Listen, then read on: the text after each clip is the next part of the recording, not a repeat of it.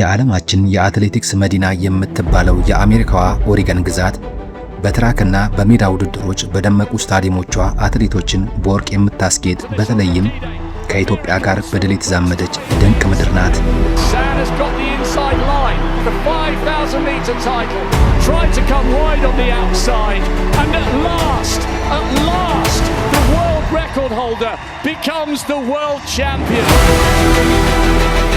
የኢትዮጵያ ወጣት አትሌቶች በኦሪገን አዲስ ታሪክ እየጻፉ ነው። ኦሪገን የዓለም ታዋቂው ናይኪ ኩባንያ የተወለደባትና በሳንቲም ዕጣ የተሰየመች ከተማ ባለቤትም ናት።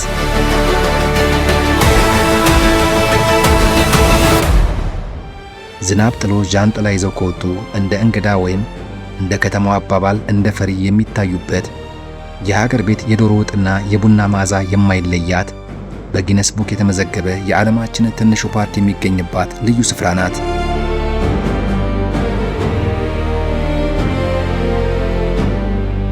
ዛሬ እግርን ለሩጫ አእምሮን ደግሞ ለድንቅ ታሪኮች የሚያዘጋጅ ልዩ ጉዞ እናደርጋለን ወደ አሜሪካዋ ኦሪገን።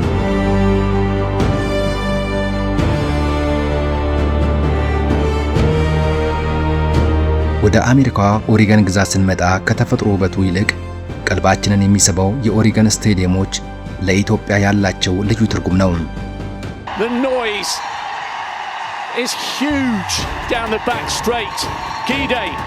በዩጂን ኦሪገን በሚገኘው ታዋቂው ሃይዋርድ ፊልድ ስቴዲየም በተካሄደው ከ20 ዓመታት በታች የዓለም አትሌቲክስ ሻምፒዮና የኢትዮጵያ የወደፊት ተስፋ የሆኑ ወጣት አትሌቶቻችን የዓለምን ትኩረት ስበዋል። 메달의 색깔이 결정이 될 것인지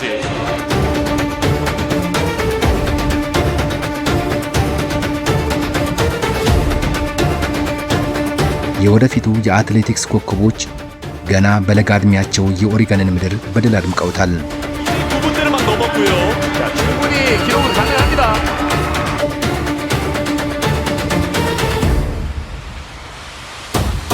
자, 일단 확인하고 페이스를 좀 올려봤습니다.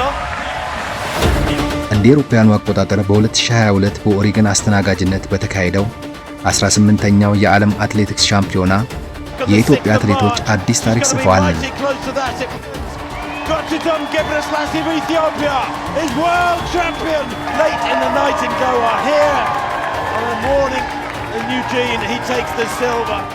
በ10,000 ሜትር ሴቶች የዕለተ ሰንበት ግደይ አስደናቂ ድል የመጨረሻውን ሜትር በብቃት ጨርሳ የወርቅ ሜዳሊያ ያበሰረችበት አጋጣሚ በኦሪገን ስታዲየም የታደመውን ተመልካች በስሜት ከፍ ዝቅ አድርጎ ድሉ የኢትዮጵያውያኑ ሆኗል።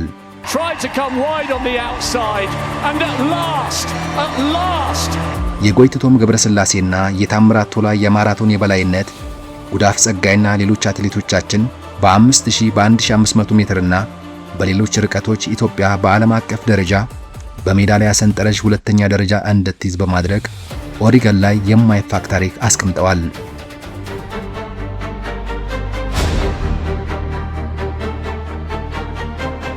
የኦሪገን ሩጫ ከአትሌቶች አልፎ ለስፖርታዊ ቁሳቁሶች ፈጠራም በር ከፍቷል።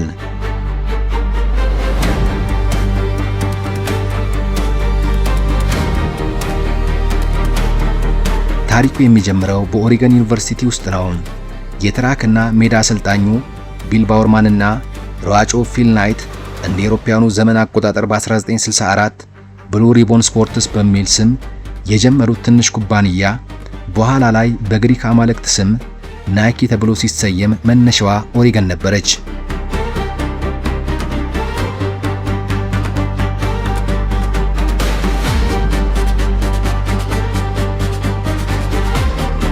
የናይኪ የፈጠራ መንፈስና የኢትዮጵያውያን የሩጫ ብቃት በኦሪገን ተገናኝተው የዓለምን አትሌቲክስ ታሪክ ቀይረውታል።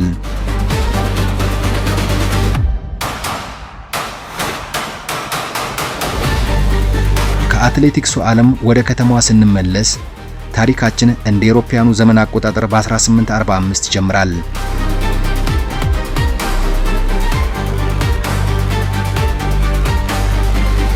አሳይል ፒቴግሮቭና ኤኤል ሎቭጆይ በሚባሉ ባለሀብቶች አዲስ የተቆረቆረች ከተማን በየራሳቸው የትውልድ ቦታ ስም ለመሰየም ተከራከሩ።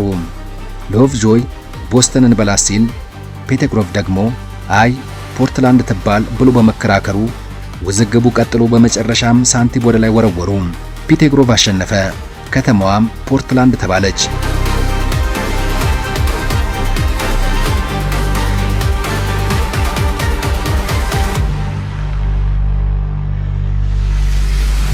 ያቺ ዕጣ የወደቀባት ሳንቲም ዛሬም ፖርትላንድ ፔኒ በሚል ስም በኦሪገን የታሪክ ሙዚየም ውስጥ ትገኛለች።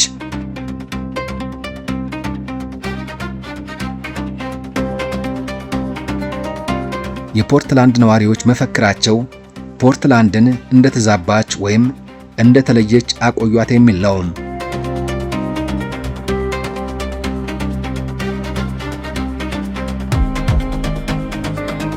በዚህ ዝናባማ ከተማ ውስጥ ቁጥሩ ቀላል የማይባል ኢትዮጵያዊ ይኖራል። ፖርትላንድ የዓለማችን የምግብ ጋጋሪዎች መዲና እንደመሆኗ በከተማዋ ጎዳናዎች ላይ የሚሸተው የዶሮ ወጥና የበርበሬ መዓዛ ሀገር ቤትን ያስታውሳል።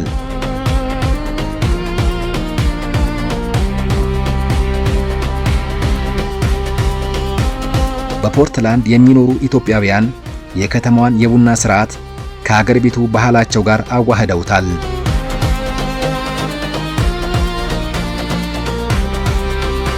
ወደ ዓለማችን ትንሹ ሚል ኤንድስ ፓርክ እንሻገር።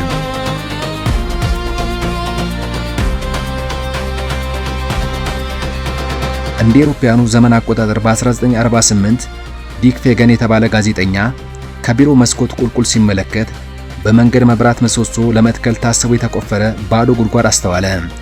የመብራት ምሰሶው ሳይተከል ቀርቶ ጉድጓዱ በሳር ሲሸፈን ሲያይ ጋዜጠኛው በቦታው ላይ አበቦችን በመትከል የዓለማችን ትንሹ ፓርክ ብሎ ሰየመው።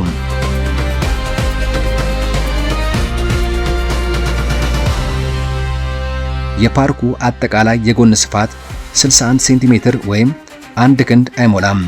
ጋዜጠኛው በጋዜጣው አምድ ላይ በዚህ ፓርክ ውስጥ ፓትሪክ የሚባል የደስታ ተረት ፍጡር ከነቤተሰቡ ይኖራል ብሎ ጽፎ ማሳተሙ ነው። ዛሬ ይህ ቦታ በጊነስ ቡክ ኦፍ ሪከርድ የዓለማችን አነስተኛው ፓርክ ተብሎ የተመዘገበ ነው።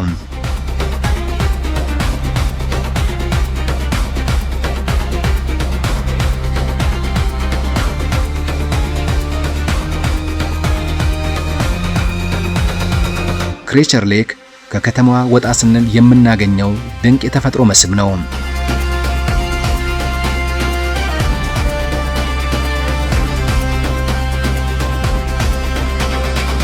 ይህ ሐይቅ በቮልካኖ የተፈጠረ ሲሆን ምንም አይነት ገባሪም ሆነ ወጪ ወንዝ የለውም።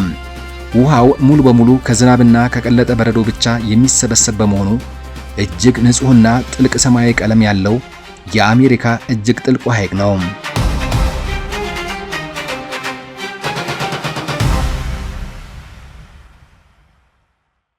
በዚህ ሐይቅ ውስጥ ኦልድ ማን ኦፍ ዘ ሌክ የሚባል ግዙፍ የዛፍ ግንድ ላለፉት 120 ዓመታት በላይ በሐይቁ ውሃ ላይ እንደ ሰው ቆሞ ይዋኛል።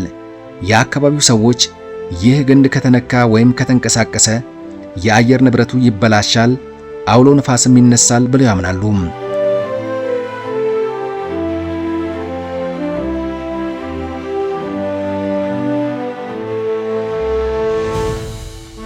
ጥቂት ራቅ ብለን መልትኖማ ፏፏቴ የተባለውን ባለ 2 ደረጃ ማራኪ ፏፏቴ እናገኛለን።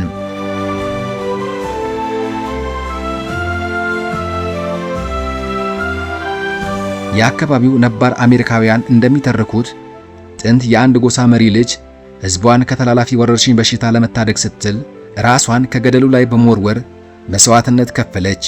አምላክም ያደረገችውን ታላቅ በጎ ነገር ለማሰብና ለማዘከር ሲል ይህንን አስደናቂ ፏፏቴ ፈጠረው ይላሉ።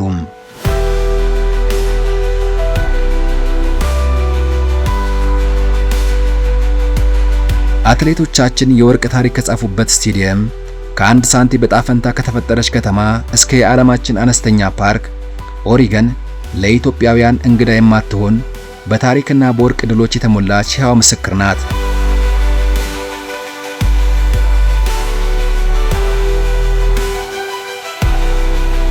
ይህንን ጉዞ ከእኛ ጋር ስላደረጋችሁ ከልብ እናመሰግናለን። ቪዲዮ ከተመቻችሁ ላይክ ማድረጋችሁን አትርሱ። ለቻናላችን አዲስ ከሆናችሁ ደግሞ ሰብስክራይብ በማድረግ ቤተሰብ ይሁኑ።